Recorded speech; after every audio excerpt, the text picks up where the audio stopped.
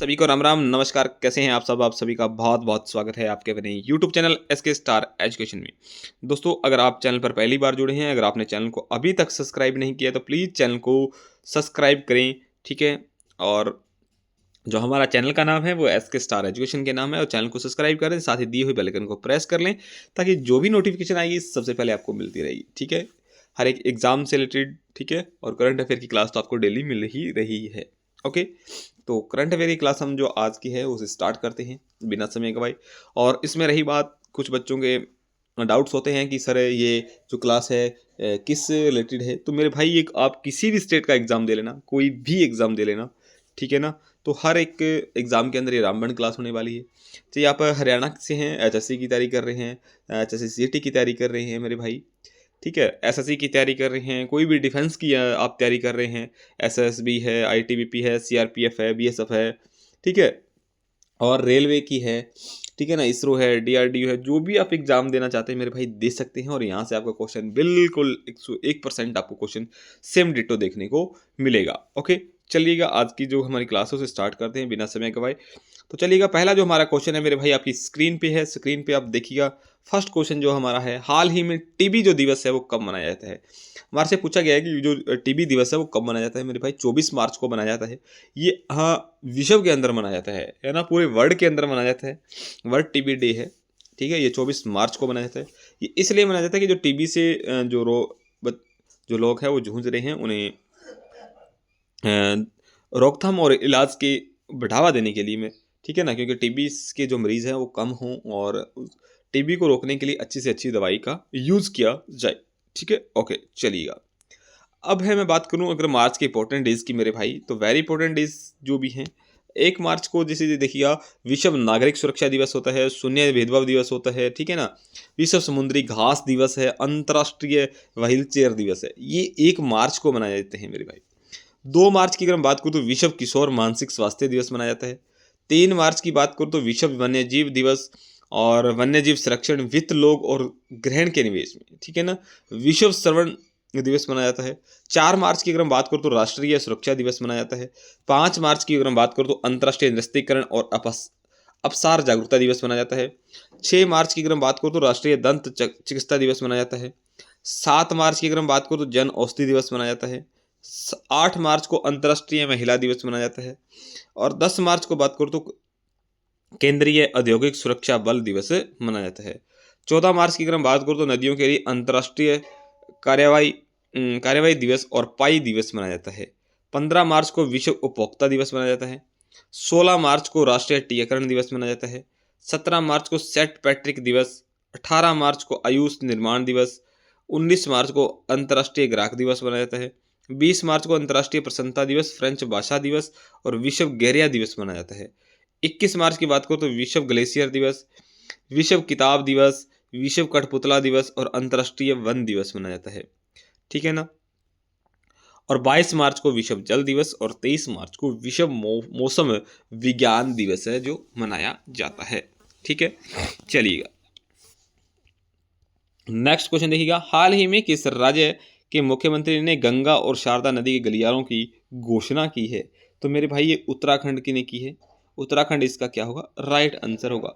उत्तराखंड के जो मुख्यमंत्री हैं इन्होंने कहा है कि गंगा और शारदा जो नदी है उसकी गलियारों की घोषणा की है मेरे भाई। ओके, उत्तराखंड इसका राइट आंसर होगा। ऑप्शन सी इसका राइट आंसर होगा। अगर बात उत्तराखंड की हुई है, उत्तराखंड की अगर मैं कैपिटल की बात करूं तो देहरादून है मेरे भाई। सीएम की बात करूं तो पुष्कर सिंह धमी है मेरे भाई। और गवर्नर की बात करूं तो गुरमीत सिंह है मेरे भाई। ओके, चलिएगा नेक्स्ट। उत्तराखंड के कुछ इंपॉर्टेंट पॉइंट्स उन्हें हम जान लेते हैं मेरे भाई। उत्तराखंड के मुख्यमंत्री ने एकल महिला स्वरोजगार योजना स्टार्ट की है मेरे भाई, ठीक है ना। जो एकल महिला स्वरोजगार योजना है उसे शुरू किया है मेरे भाई उत्तराखंड के मुख्यमंत्री ने। 38वें राष्ट्रीय खेलों की पदक तालिका में सर्विसेज सपोर्ट्स कंट्रोल्स बोर्ड जो है वो फर्स्ट पोजीशन पे रहा है, यानी शीर्ष पर रहा है मेरे भाई। प्रधानमंत्री मोदी ने देहरादून के 38वें राष्ट्रीय खेलों का उद्घाटन किया है मेरे भाई। और उत्तराखंड सरकार ने कार्बन न्यूट्रलिटी हासिल करने के लिए आइसलैंड के साथ समझौता किया है मेरे भाई, ठीक है ना। आइसलैंड के साथ क्या किया है? समझौता किया है। 38वें राष्ट्रीय खेलों की मिसाल तेजस्वी नाम दिया गया है मेरे भाई, ठीक है। जो मसाल है इसको तेजस्विनी नाम दिया गया है। 8वां कौतिक अंतर्राष्ट्रीय फिल्म महोत्सव जो नैनीताल के अंदर स्टार्ट हुआ है मेरे भाई, ठीक है ना। और उत्तराखंड के वन विभाग ने महाभारत पर आधारित एक उद्यान विकसित किया है। ओके, चलिएगा। 10वीं विश्व आयुर्वेदिक कांग्रेस और आरोग्य अपेक्षों की उद्घाटन देहरादून के अंदर किया गया है मेरे भाई, ठीक है। चलिएगा, नेक्स्ट क्वेश्चन देखिएगा मेरे भाई। हाल ही में एडवेंसिस आर्क ने किसे अंतरिम एमडी एंड सीईओ नियुक्त किया गया है? तो ये मैथिली बाला सुब्रमण्य को किया गया है मेरे भाई, ठीक है ना। और इनकी जो वैलिडिटी है मेरे भाई 30 सितंबर 2025 तक है मेरे भाई। ओके, चलिएगा। अब देखिए कुछ इंपॉर्टेंट पॉइंट्स है मेरे भाई। क्रिस्टी क्वेट्री को अंतर्राष्ट्रीय ओलंपिक समिति का अध्यक्ष चुना गया है। और डॉक्टर अच्युत प्रसाद वागले को काठमांडू विश्वविद्यालय का वीसी नियुक्त किया गया है। और अरुण मोमेने को एटीएमए के अध्यक्ष चुने गए हैं। डॉक्टर शिव कुमार कलमे को एनआरएफ का सीईओ नियुक्त किया गया है। एन गणपति सुब्रमण्य को टाटा कम्युनिकेशन के चेयरमैन नियुक्त किया गया है। भारत बैंक संघ के मुख्य कार्यकारी अधिकारी के रूप में अतुल कुमार गोयल ने कार्यभार संभाला है। और justice Joymalya Bagchi supreme court के नए जज बने हैं। और तकांशी नाकाजिमा होंडा कार्स इंडिया के नए अध्यक्ष एंड सीईओ बने हैं मेरे भाई। ओके, चलिए। हाल ही में किस देश के चुनाव अधिकारियों का चुनाव प्रसारण पर 2 सप्ताह का आवासीय प्रशिक्षण कार्यक्रम जो स्टार्ट किया है मेरे भाई? तो ये भूटान ने किया है। भूटान इसका राइट आंसर होगा, ठीक है ना। ये भूटान ने किया है। चलिएगा, अगर बात भूटान की हुई है, भूटान की अगर मैं कैपिटल की बात करूं तो मेरे भाई थिम्पू है। कैपिटल है जो भूटान की थिम्पू है। करेंसी की बात करूँ तो नक्थरम है मेरे भाई। प्राइम मिनिस्टर की बात करूँ तो तेसरिन टॉबगे है मेरे भाई। ओके, चलिएगा, आगे देखिएगा। हाल ही में जारी आईएमएफ के आंकड़े के अनुसार एक दशक में भारत की जीडीपी कितने प्रतिशत बढ़ी है? तो 105% बढ़ी है मेरे भाई, ठीक है ना। 105% इसका क्या होगा? राइट आंसर होगा। ओके, चलिए, नेक्स्ट क्वेश्चन आपकी स्क्रीन पे है मेरे भाई। हाल ही में भारत और यूरोपीय संघ ने कहाँ चौथी समुद्रीय सुरक्षा वार्ता आयोजित की है? तो ये न्यू दिल्ली के अंदर की है मेरे भाई। न्यू दिल्ली इसका राइट आंसर होगा। न्यू दिल्ली के अंदर भारत और यूरोपीय संघ ने जो चौथी समुद्रीय सुरक्षा वार्ता आयोजित हुई है मेरे भाई, ये न्यू दिल्ली के अंदर हुई है। आगे देखिएगा अगला क्वेश्चन। हाल ही में रंग दे गुलाल प्रदर्शनी का आयोजन कहाँ किया गया है मेरे भाई? रंग दे गुलाल जो प्रदर्शनी है इसका आयोजन है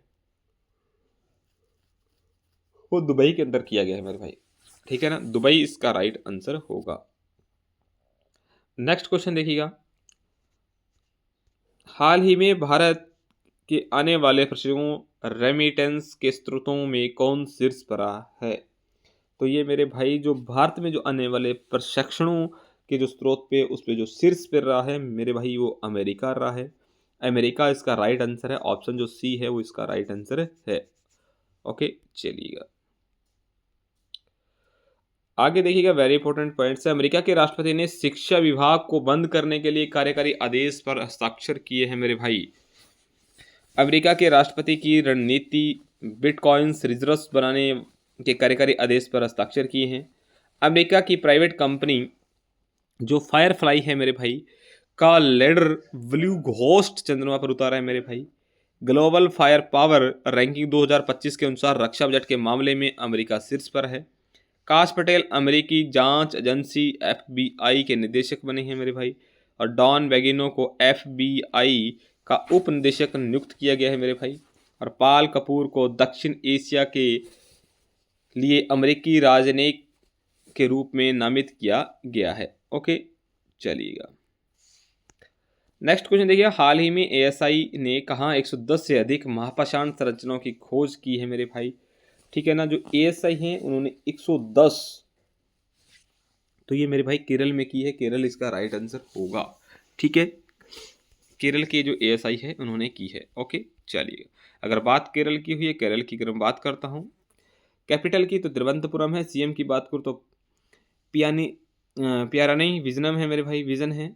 और गवर्नर की बात करूँ तो राजेंद्र अर्लेकर है मेरे भाई, ठीक है।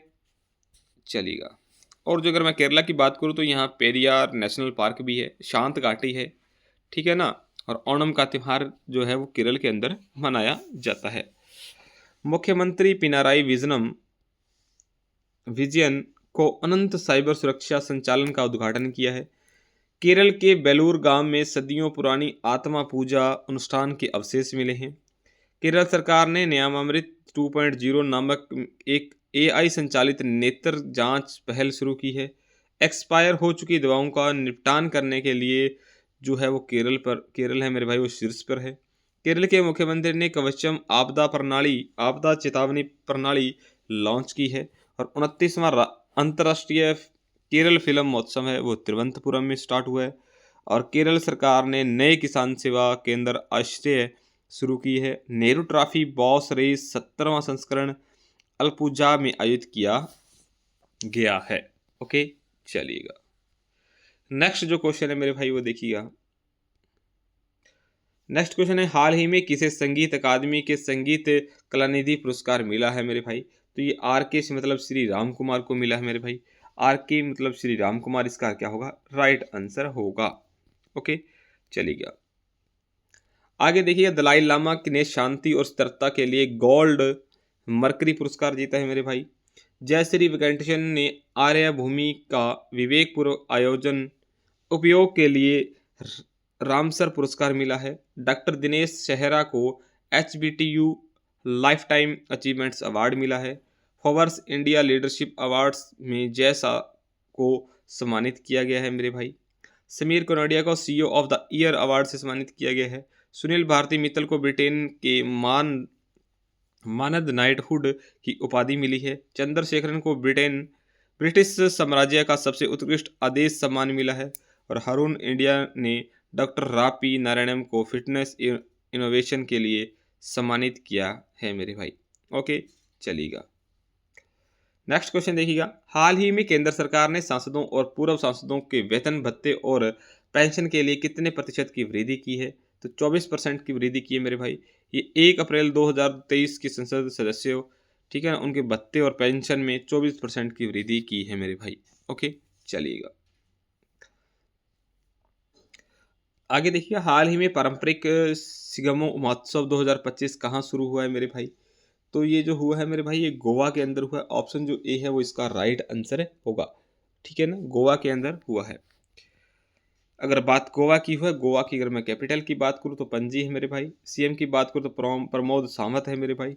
और गवर्नर की बात करूँ तो PS सिद्धरम पिलाई है मेरे भाई। ओके, चलिएगा 10 में भारत के विज्ञान फिल्म महोत्सव का उद्घाटन पणजी में किया गया है। और 24वें राष्ट्रीय पैरा स्विमिंग चैंपियनशिप गोवा में हुई है। 55वां भारतीय अंतर्राष्ट्रीय फिल्म महोत्सव गोवा में आयोजित किया गया है। गोवा में स्वदेशी रूप से विकसित प्रदूषण नियंत्रण बहुत समुद्र प्रताप लॉन्च किया गया है मेरे भाई। World audio visual and entertainment summit 2024 का आयोजन गोवा में हुआ।